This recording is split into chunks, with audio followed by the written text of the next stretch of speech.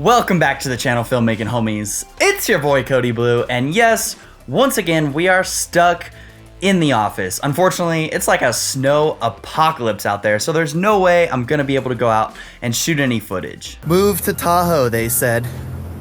It'll be fun, they said. Does this look like fun?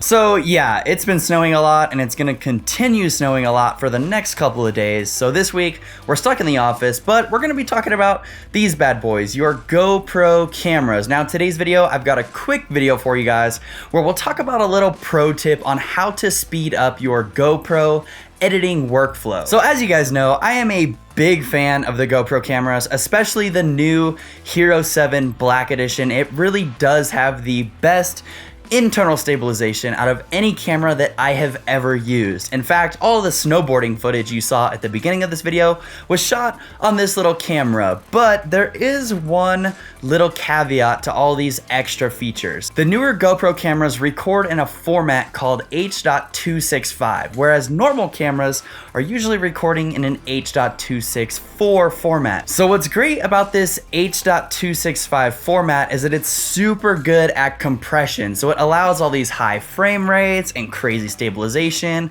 to be recorded at relatively small file sizes. But the downside is most editing programs really do not like the H.265 format. Usually I can record my screen while editing a video in 4K in H.264 and I don't have any problems whatsoever. But as soon as I try to edit H.265, my computer completely slows down. It freezes up. I can't even hardly play back the footage from my new GoPro camera. But fortunately for you guys, I figured out a little trick to speed up that workflow. It doesn't take any time at all. It's super easy, and we're gonna jump into Premiere Pro and I'll show you guys how to do it. All right guys, so today we're talking about how to speed up your GoPro editing workflow. So I just stepped outside, I shot a couple of clips on my GoPro, and obviously that's these MP4 clips right here. If I click on one, you'll see this is the high resolution version of my clip that I would edit in Premiere Pro. But what a lot of people don't pay attention to is these LRV files in their GoPro folder. Now LRV stands for low resolution video,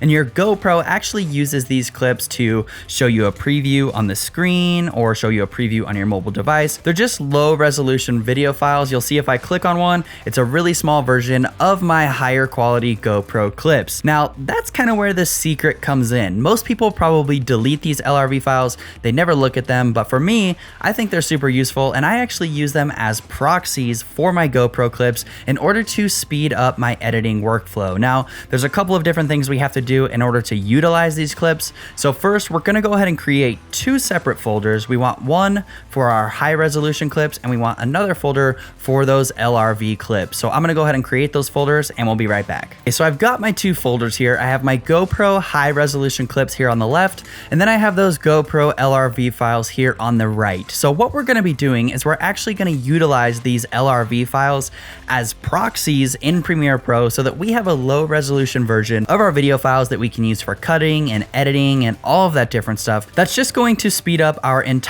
workflow. Now, if you guys don't know what proxies are, essentially that's exactly what they are. They're low resolution versions of your clips that basically just make the editing process go a lot smoother. Now, in most cases, you have to actually import your files into Premiere Pro and then transcode those proxies, which can take a lot of time, especially if you have hundreds of clips. But fortunately, the GoPro makes an LRV file for every single one of your video clips without you even having to do anything extra. So we can use those LRV files as proxies, but first we're gonna have to convert them into MP4 files.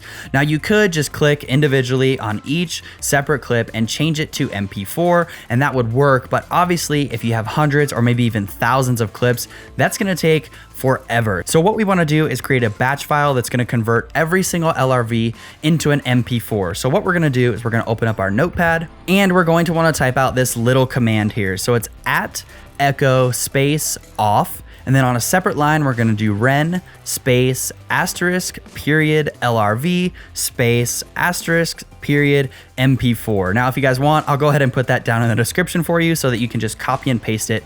But then we're gonna save this to our LRV folder. So I find my LRV folder and I'm just gonna title this transfer, but you guys can title it whatever you want. It doesn't really matter.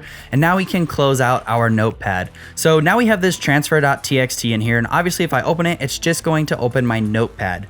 But if I change the extension here to .bat, now I have a batch file that's going to batch process my LRV files into MP4 files. So if you look, I'll double click and my LRV files instantly become MP4 files. Perfect. Now we can use these as proxies. So all we have to do is open up Premiere Pro, import those high resolution clips into Premiere Pro, and then we're gonna highlight all of those clips, right click, go to proxy, and attach proxies. Now we just need to browse for that proxy folder, which is this GoPro LRV folder, and we're gonna find the file that has the same name as our GoPro clip. So we have 12654 here. I'm gonna click on 12654. And I'm going to click OK. And Premiere Pro is gonna automatically link those other files. So now I can import those into my timeline and you'll see I have my high resolution clip here. And if I click this toggle proxies button, now I have a low resolution clip that's gonna play back super smooth with no stutters and no jitters. Obviously the quality is a lot less,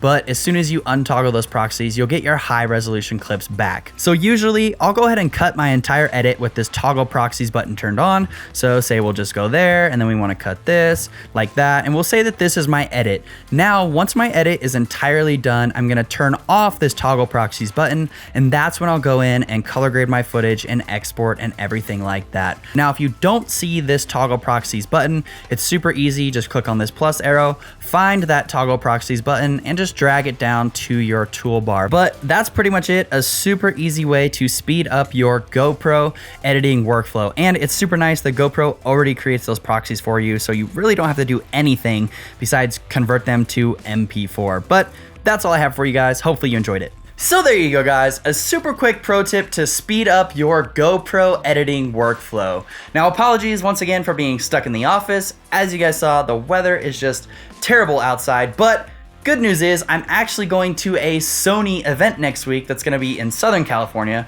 where the weather should be a whole lot nicer, and hopefully I'll be able to bring you guys some information about new Sony cameras and products and different things like that. So stay tuned for that video next week, but that's it for today's video. So do me a favor, like this video if you liked it, subscribe if you want to see more, and if you have questions, send them to me on Instagram. But until next time, we'll catch you guys in the next one. Peace out.